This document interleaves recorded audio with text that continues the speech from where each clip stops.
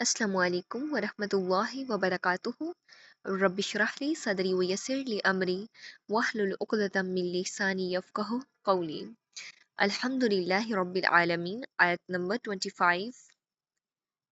वलबिसू फ़ी कहफ़िहिम सलासमियतिन सिनीन वज़दादू तिस्आ। वो लोग अपने गार में 300 साल तक रहे और 9 साल और ज्यादा गुजरे।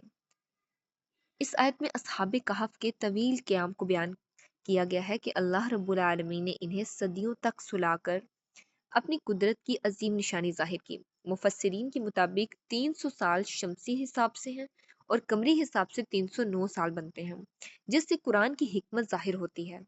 इस वाक़ये का असल मकसद ये बताना है कि जिस रब ने इन्हें इतने अरसे बाद जिंदा किया, इसके लिए क़यामत के दिन सब इंसानों को दोबारा उठाना आसान है। ये आयत ईमान वालों को यकीन दिलाती है कि अल्लाह रब्बुल आलमीन अपने सच्चे बंदों की हिफाजत फरमाने वाले हैं और इसकी कुदरत इंसानी अकल से कहीं बढ़कर है।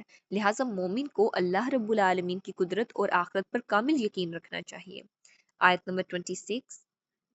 कुलिल्लाहु आलमु बिमा लबिसू लहू गैबुस समावाति वल अर्द अबसिर बिही व अस्मिअ मा लहुम मिन दूनिही मिन वलिय्यिन वला युश्रिकु फी हुक्मिही अहदा। आप कह दें, अल्लाह रब्बुल आलमीन ही को इनके ठहरे रहने की मुद्दत का बखूबी इल्म है। आसमानों और ज़मीनों का गैब सिर्फ इसी को हासिल है। वो क्या ही अच्छा देखने सुनने वाला है। सिवाय अल्लाह रब्बुल आलमीन के इनका कोई मददगार नहीं। अल्लाह रब्बुल आलमीन अपने हुक्म में किसी को शरीक नहीं करता। असहाबे कहफ की मुद्दत का हकीकी इल्म सिर्फ और सिर्फ अल्लाह रब्बुल आलमीन को है, क्योंकि हर गैब का मालिक वही है। इंसान का इल्म महदूद है, इसलिए गैर ज़रूरी बहस से बचना चाहिए। अब सिर्फ बिही व अस्मिया इस बात की तरफ इशारा है कि अल्लाह रब्बुल आलमीन हर चीज़ को मुकम्मल तौर पर देखते और सुनते हैं। इससे कुछ भी पोशीदा नहीं। मजीद ये कि अल्लाह रब्बुल आलमीन ही असल मददगार और कारसाज है, इसके सिवा कोई पनाह देने वाला नहीं। आयत का इख्तिताम तौहीद की मजबूत तालीम देता है कि अल्लाह रब्बुल आलमीन अपने फैसलों में किसी को शरीक नहीं करता और ना ही करना पसंद करते हैं। लिहाजा मोमिन को हर मामले में सिर्फ और सिर्फ अल्लाह रब्बुल आलमीन पर भरोसा रखना चाहिए। आयत नंबर 27। वत्लु मा ऊहिया इलैका मिन किताबि रब्बिक ला मुबद्दिल लिकलिमातिहि वला तजिद मिन दूनिही मुल्तहदा।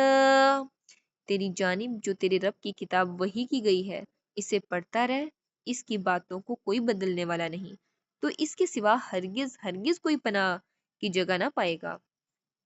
जब नबी सल्लल्लाहु अलैहि वसल्लम लोगों को कुरान की तालीम देते थे तो आपकी मजलिस में अमीर गरीब सब बैठते थे।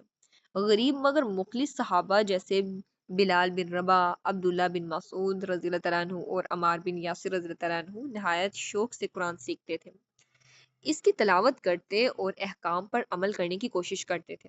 कुरैश के बाद सरदार मसलन उत्बा बिन रबिया चाहते थे कि इन गरीब लोगों को मजलिस से हटा दिया जाए ताकि वो अलग और इज्जत वाली नशिस्त में आ सकें। इस मौके पर अल्लाह रब्बुल आलमीन ने नबी सल्लल्लाहु अलैहि वसल्लम को हुक्म दिया कि आप वही की पैरवी करते रहें और कुरान को सुनाते रहें। इसके कलमात किसी की ख्वाहिश पर नहीं बदले जा सकते। गोया अल्लाह रब्बुल आलमीन ने बता दिया कि कुरान सुनने और सीखने का हक हर इस शख्स को है जो इखलास रखता हो, चाहे वो माशरे में कमजोर ही क्यों ना हो। आयत नबी सल्लल्लाहु अलैहि वसल्लम और उम्मत को हुक्म देती है कि अल्लाह रब्बुल आलमीन की नाजिल करदा किताब को पढ़ें, समझें और इस पर अमल करें, क्योंकि ये मुकम्मल सच्चाई है।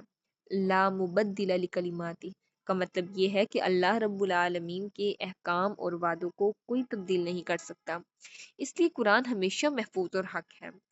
आयत ये भी सिखाती है कि हकीकी हिफाजत और सुकून सिर्फ और सिर्फ अल्लाह रब्बुल आलमीन के पास है। दुनिया की कोई ताकत असल पनाह नहीं दे सकती। जो शख्स कुरान से जुड़ जाता है वो गुमराही से बच जाता है। लिहाजा मोमिन को चाहिए कि वो अल्लाह रब्बुल आलमीन के कलाम को अपनी ज़िंदगी की रहनुमाई बनाए और हर हाल में इसी पर भरोसा रखे। اللہ رب العالمین سے دعا ہے کہ وہ ہمیں دین کا سچا فہم نصیب فرمائے، اس پہ خود بھی عمل کرنے، دین کا پیغام دوسروں تک پہنچانے کی توفیق عطا فرمائے، آمین۔ وآخر الدعوانا ان الحمد للہ رب العالمین، سبحانک اللہم وبحمدک، نشہد ان لا الہ الا انت، نستغفرک ونتوب الیک۔ السلام علیکم ورحمۃ اللہ وبرکاتہ۔